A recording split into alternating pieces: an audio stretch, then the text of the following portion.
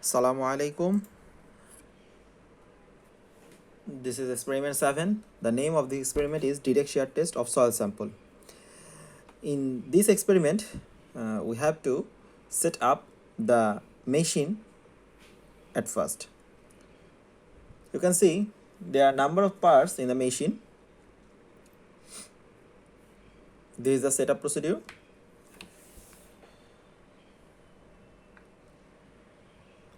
In the machine, we are pouring the soil sample.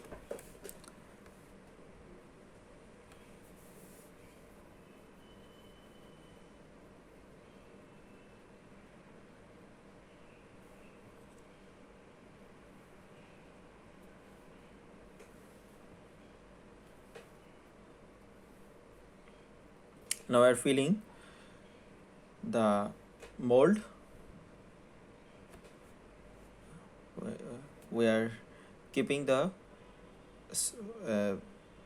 stone to impose the load on it.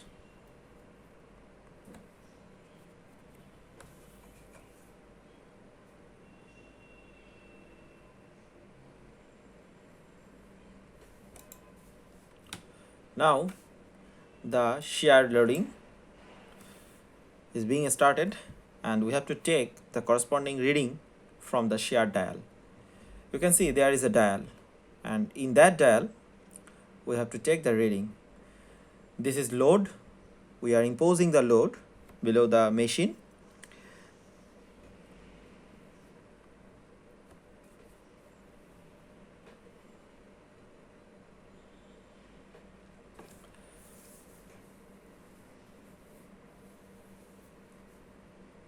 You can see how the load is increases by rotating the wheel.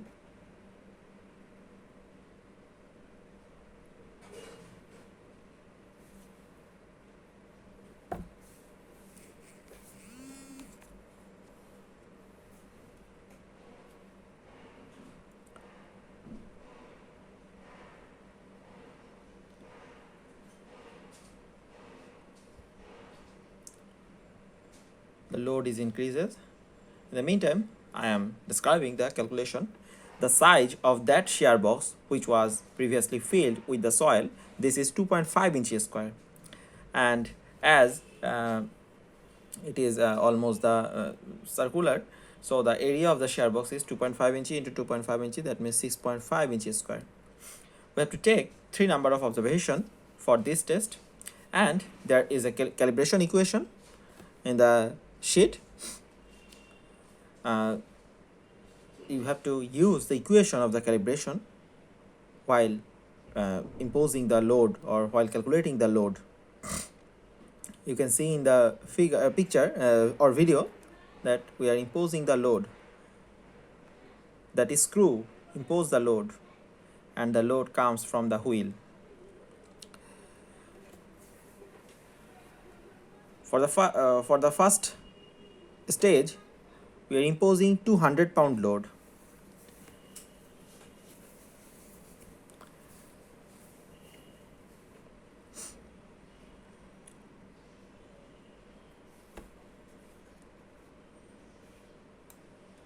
Now we are calculating the shear load, which is shown in the force dial reading.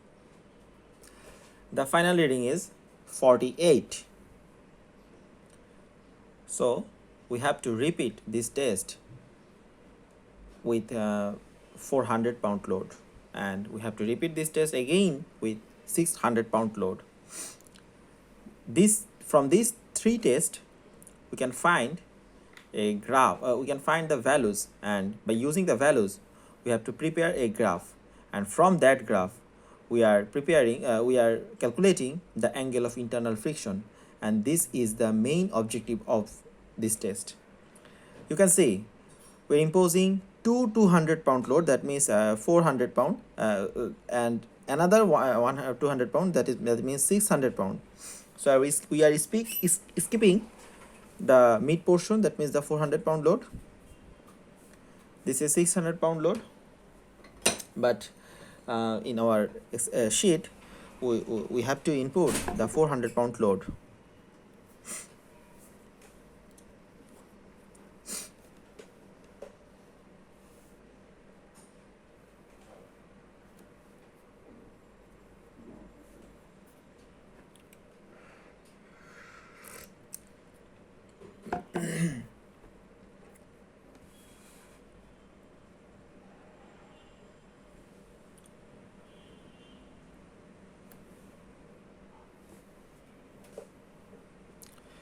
The last dial is 119. So this is the end of the experiment, and we will discuss in the calculation part. Thank you. In this calculation part, we are going to see the data sheet. We already described the size of the shear box, area of the shear box. You can see the area of the shear box. These are the three observations, 1, 2, and 3. The normal load, normal force is 200, 400, and 600 pounds, which was previously imposing in the video. And the normal stress. How can we get the normal stress? This is the force and this is the area. So if you are dividing the force with area, then you can find the normal stress. And in the dial gauge, you found that the shear load, this is 48, 71, and 119 for 200, 400, and 600 pound load.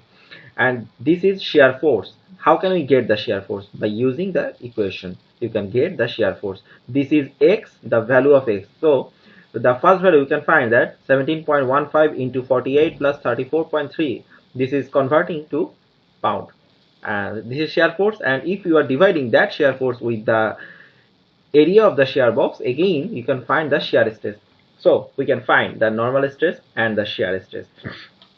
We have to draw a graph like this. This is normal force or normal stress, and this is shear stress. You can find this line, and this is the angle of frictional line. You have to find the slope of this line. The slope is 24.8 degrees. So the angle of internal friction for this sample, soil sample, is 24.8 degree, and the cohesion of soil is C is equal to 0.